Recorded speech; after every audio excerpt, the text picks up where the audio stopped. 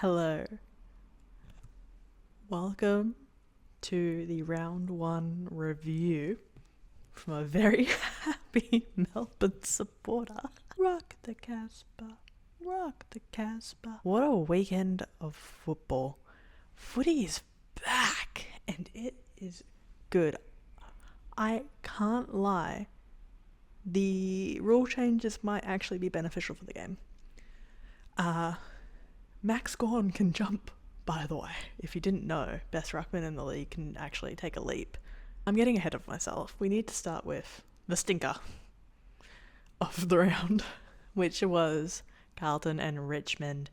I tipped the Tigers, and I told my coworker to also tip the Tigers, and we lost that tip by 4 points. If Tom Lynch could connect his head to his foot, Richmond would have won that game. Clear winners 2 years in a row. That win for Carlton felt like a loss. It looked like a loss. One goal for an entire half of football is piss poor, atrocious effort from Carlton. And I said it last year, and I will say it again. I would pay to go down into the Carlton rooms at halftime and figure out what the fuck is going on down there, because I don't know if Voss just doesn't make an appearance at halftime down there and he doesn't give them a spray and they just sit there in their own mental space. They need to stay out on the ground to keep the momentum going. It dies in that room, regardless of if it's at Marvel, People First, NG, Optus, Adelaide Oval? Is that what it's called? Sorry, they all have really fun names besides Adelaide Oval, but they just stink. They stink so bad. And Richmond, they will win a couple games this year. They are an exciting side. Tom Lynch looks healthy. Granted, he could not kick straight, but he looks healthy. I had to watch the replay of this game because I go to sleep at 9 o'clock because I am internally 80 years old. So I watched it Friday night before the Friday night clash, and I turned it off.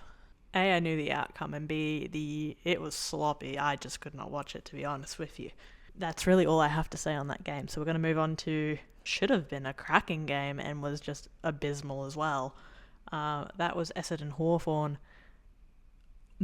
The Dons looked like they had some spirit, some life to them, a little bit of fight, a little bit of energy in the first quarter and a half. And then Essendon, they're a bad team. Do you want to know how I know that game was bad for Essendon?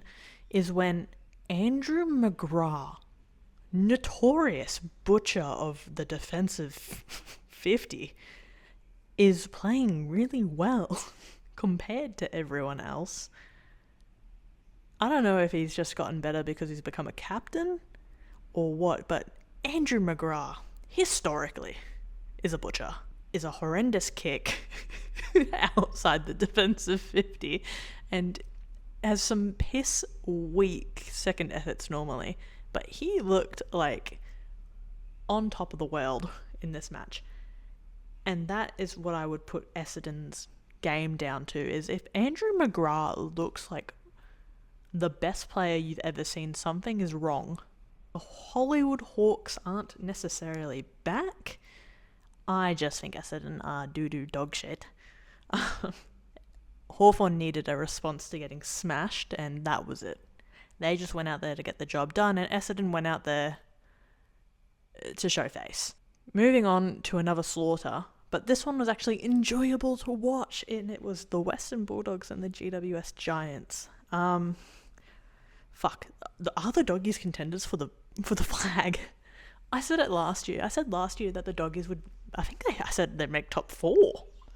And people looked at me like I had two heads, and now here we are, where the Dogs look dangerous. They are just a consistently good side. Liberatore is playing some kind of game.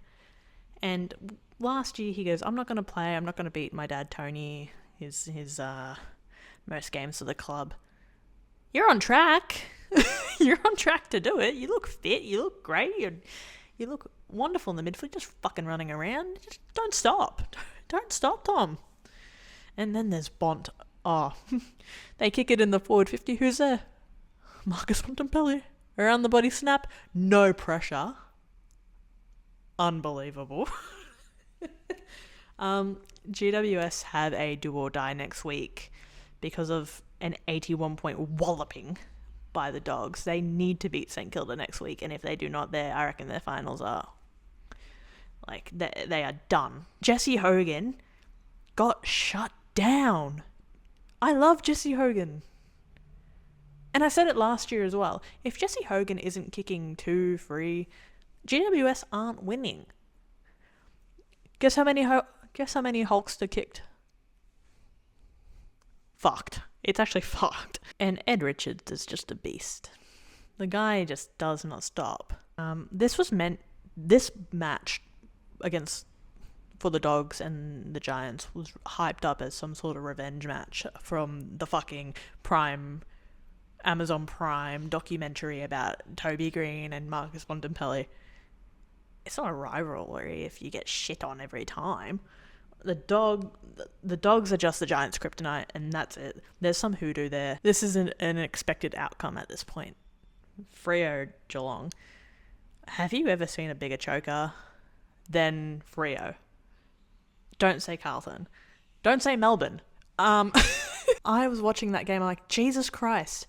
You know, the Cats have Jezza and Danger back. Like last week, I'm like, shit, are the Cats bad? Motorcycle. Aren't the Cats bad because they don't have Jezza and Danger? And then they got them back and they were still shit. Insert. What the fuck is this kid's name? Shannon Neal. Just dominated around the ground. Shannon Neal was just fucking everywhere. All around the ground. Kicked 5. It was done.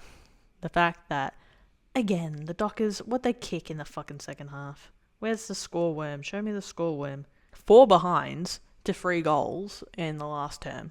You deserve to lose. Moving on. Sydney, Brisbane. Brisbane, stinky. The third time is not the charm for making your off-season fucking horrendous and putting yourself in the news for all the wrong reasons. You can only do it so many times. Obviously, 3 is the cutoff with off-season drama that you can bounce back from and win a premiership for. Charlie Curnow just looks at home in Sydney. They just look like a good team. Errol Golden out for 4 months with a shoulder though. GG. He's not coming back. They're going, there's hopes for finals. No, there's not. Don't be stupid. I just enjoy watching Brisbane lose. So I had a great time watching that game. Adelaide Collingwood. I watched this whole game. Collingwood actually looked bad. I don't know what it was. They just did not look like they wanted to be there.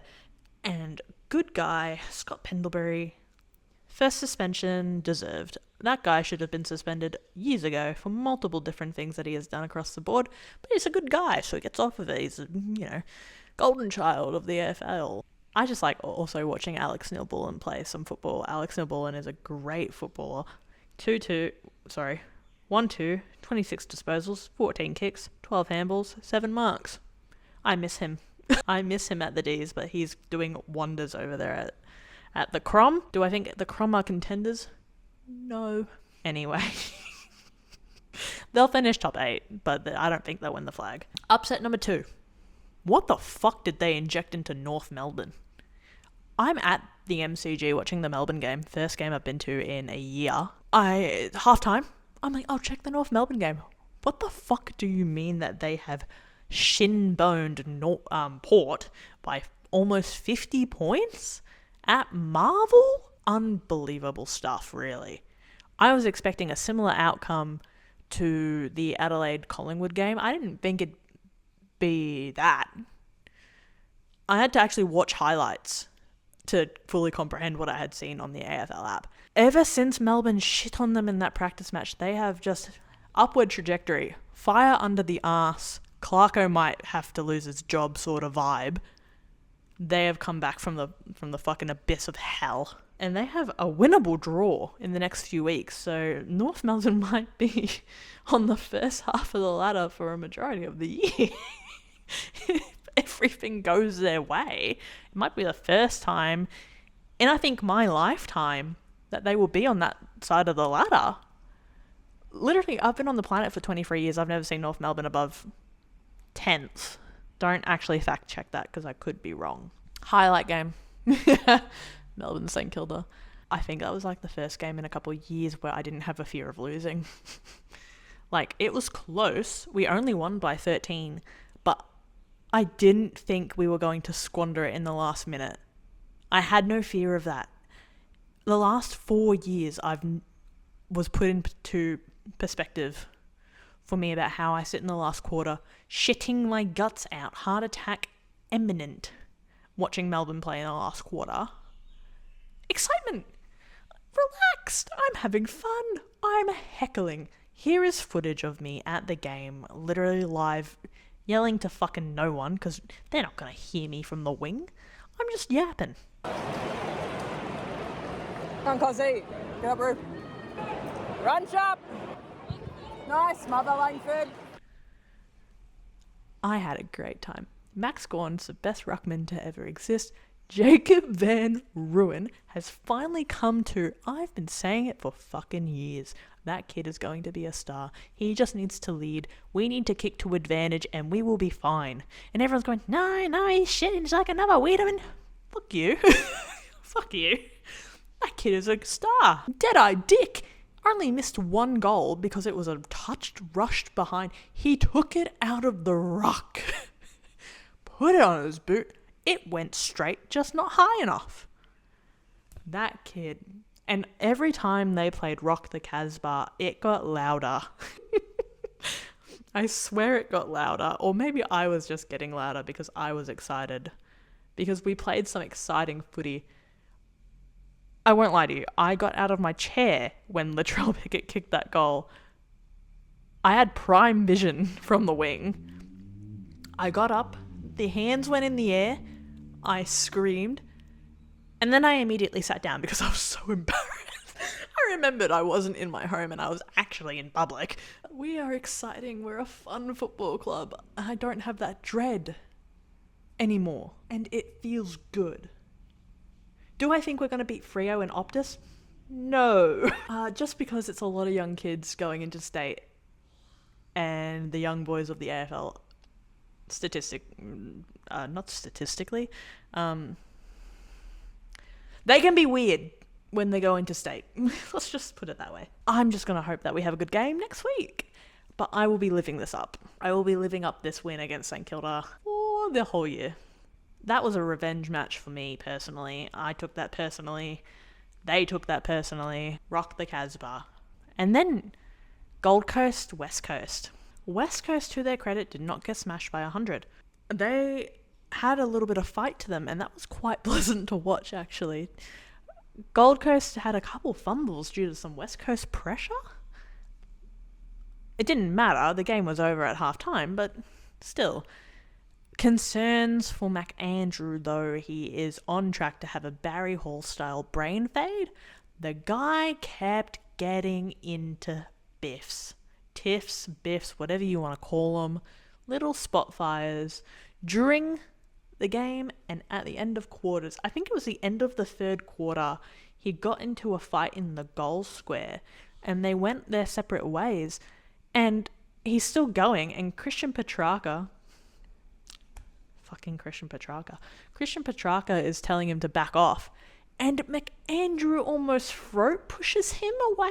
You can't be doing that. That is an outrageous thing to do to a teammate. Trying to make sure you don't get suspended and you still have a quarter of football left and to keep your level-headedness. Also crazy coming from the guy who gaslit an entire football club to be like, hey, you should calm down.